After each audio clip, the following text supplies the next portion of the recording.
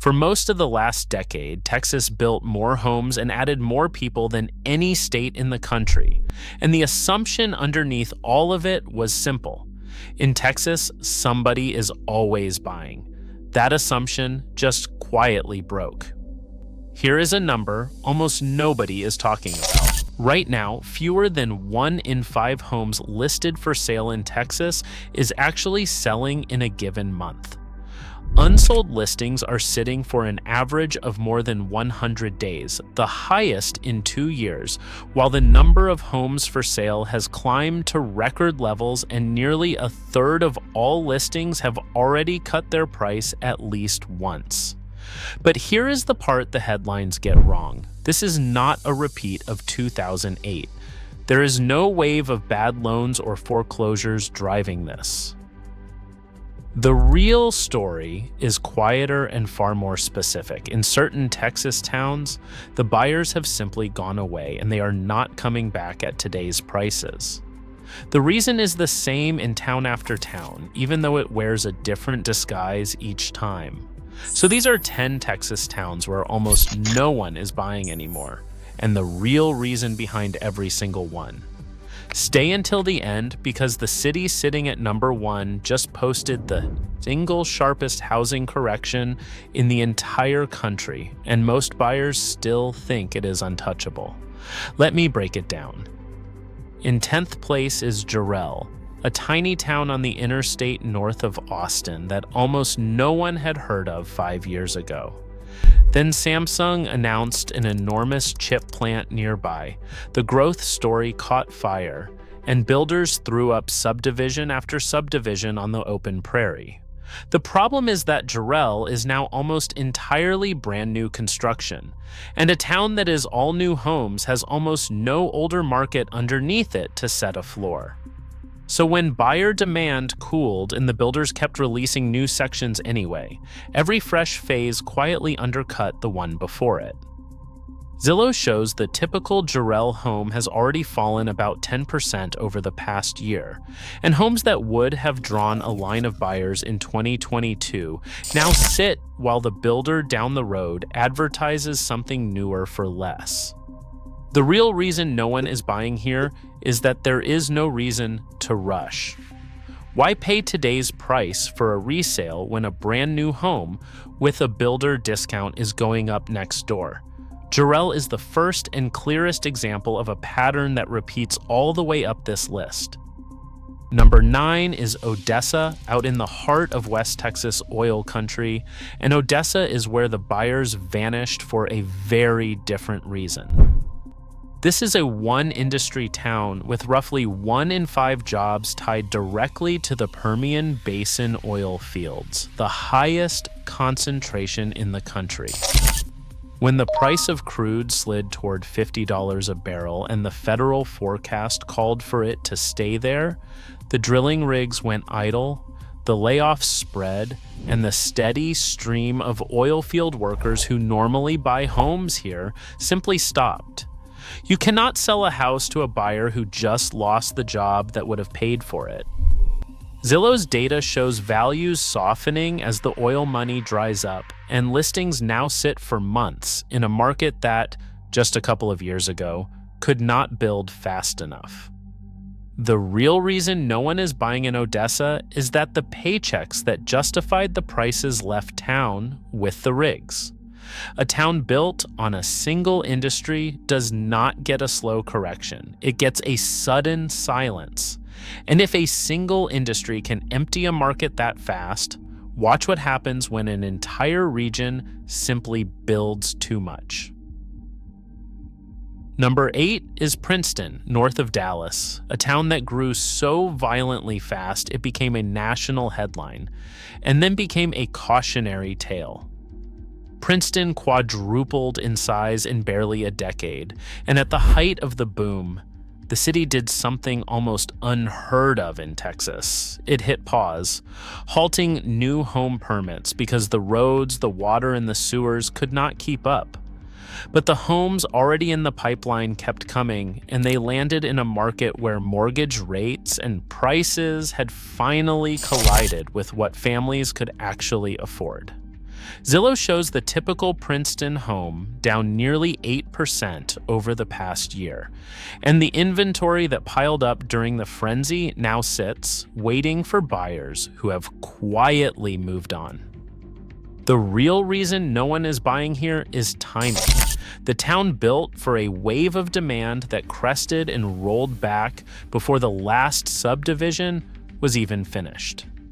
Princeton is what happens when the supply arrives right after the buyers leave. Number 7 is Hutto, just northeast of Austin, and Hutto is the picture of brand new homes that no one is rushing to buy. Builders delivered thousands of houses here on the strength of the Samsung boom nearby, and then the monthly payment math stopped working for the buyers they were built for. Zillow shows the typical Hutto home down nearly 11% over the past year, but the number that really tells the story is on the listings themselves. In one Hutto neighborhood, a large, well-priced home has sat unsold for more than 400 days, while builders across town pile on rate buy-downs and closing cost credits just to move the next one. The real reason no one is buying is that the buyers who remain have all the leverage and none of the urgency. When there are this many homes and this few buyers, a house can sit for over a year with a perfectly reasonable price. Even a good home in a growing town can simply be ignored. Number 6 is Celina, and the irony here is hard to miss. Celina was just named the single fastest growing city in the entire United States, and yet it belongs on a list of towns where homes are not selling. Here is how both things are true at once. The growth was real, but the building was even faster. And at any given moment, there are now thousands of homes for sale in this one small city. Zillow shows values down almost 6% over the past year, and Redfin shows the median sale price falling even harder, down by double digits, as builders keep flooding the market with new product. The real reason no one is buying any single home is that there are simply too many to choose from. When a buyer can tour 20 nearly identical new houses in an afternoon, no seller has any power, and prices grind lower while listings stack up. Celina is proof that a town can be booming in population and frozen in sales at once. Now stop for a second, because this next stretch is the part that matters most. If you already own in one of Texas's big metros, or you plan to move to one believing it is still the safe, sure thing market it was a few years ago, the final 5 are the ones to hear, because this is where no one is buying, stops being a small town story, and starts hitting the biggest names in the state. This is the part you came for. Number 5 is Leander, on the northern edge of the Austin metro, and Leander is where the boom reversed hardest.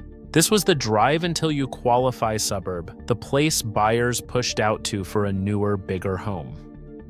Then the music stopped. Zillow shows the typical Leander home down more than 15% over the past year, the steepest drop of any town on this list, as a flood of new construction collided with a wave of investors heading for the exits all at once. Builders here are stacking incentives, resale sellers cannot compete with discounted new homes, and inventory has climbed to its highest level in years. The real reason no one is buying at the old prices is that the homes were never really worth them. They were worth the frenzy, and the frenzy is gone. Leander is the clearest case of a market that overshot its own buyers and is now letting the air back out. Number 4 is San Antonio, the first of the big metros on this list and the most buyer-friendly major market in Texas right now. For years, San Antonio was sold as the affordable big city, cheaper than Austin just up the highway, and builders answered by flooding the metro with new homes. Then the supply caught up with the demand and passed it. New listings recently surged by nearly 40% in a single month, the strongest jump since the height of the boom. And Redfin shows prices here falling around 2.5% over the past year, among the softest in the state. The real reason no one is buying with any urgency is that the city's wages never climbed the way its prices did. So the moment inventory gave buyers a choice, the pressure shifted to their side. San Antonio is what a grinding buyer's market looks like when a metro builds faster than its paychecks grow. Number 3 is the Dallas and Fort Worth area, the largest housing market in the state, and the place where the new construction glut shows its full power. For the last few years, the booming exurbs north of Dallas have thrown up tens of thousands of new homes, and all of that supply has handed buyers something they have not had in a generation: endless options and zero urgency. Across the metro, sellers are now cutting their asking prices by a median of around $15,000 just to compete, and Zillow shows values across much of the area flat to falling. The real reason no one is buying any one home quickly is the sheer scale of the choice. When a buyer can pick from 100 similar houses and a dozen builders waiving incentives, the older listing with a firm price gets skipped. In the Dallas and Fort Worth area, no single home is special anymore, and that is why so many sit. That leaves the final 2, the biggest names in Texas real estate, and the proof that this is no longer a story about overbuilt suburbs. Stay right here, because the city at number 1 was, just a few years ago, the most wanted housing market in America. And it just posted the single sharpest price correction of any major market in the entire United States. Number 2 is Houston, and Houston earns its place because of who is confirming the slowdown. Redfin recently ranked Houston among the top metropolitan areas in the entire country for declining homebuyer demand. For years, this was the affordable big city that always had buyers, but 3 forces stacked up against it: a flood of new homes across a sprawling metro, an insurance and flood risk burden that climbs after every storm season, and the heavy Texas property tax bill on top.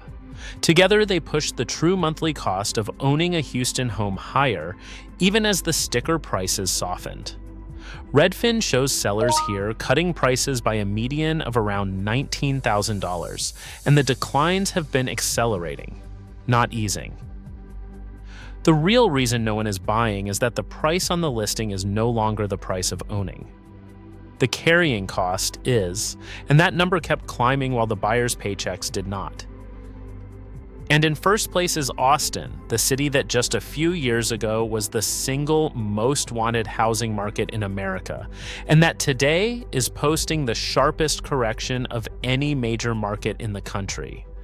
During the pandemic, Austin was the promised land. Buyers waived inspections, paid $50,000 and $100,000 over asking, and swore the climb would never end. Then it ended. The typical Austin home, which both Zillow and Redfin put near $450,000, now sits more than 10% below its 2022 peak, and Redfin found that the monthly payment on a median home had nearly doubled in just a few years. The homes that drew bidding wars in 2021 now sit on the market for 90 days and longer, and in some surrounding suburbs there is more than 10 months of unsold supply. The real reason no one is buying is every reason on this list at once. Too much new construction, investors heading for the exits, the migration wave reversing, and an affordability wall that priced out the very buyers who built the boom.